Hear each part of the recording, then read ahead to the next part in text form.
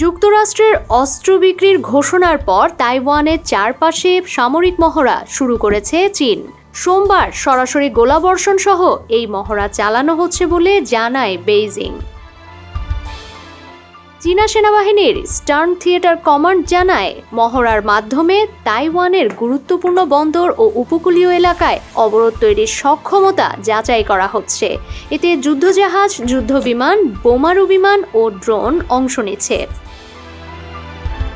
Taiwan কর্তৃপক্ষ এই পদক্ষেপকে সামরিক ভীতি প্রদর্শন হিসেবে আখ্যা দিয়ে কড়া প্রতিবাদ জানিয়েছে। প্রেসিডেন্সিয়াল অফিসের মুখপাত্র কারেন কু বলেন, আন্তর্জাতিক নিয়ম উপেক্ষা করে প্রতিবেশী দেশগুলোকে হুমকি দিচ্ছে চীন।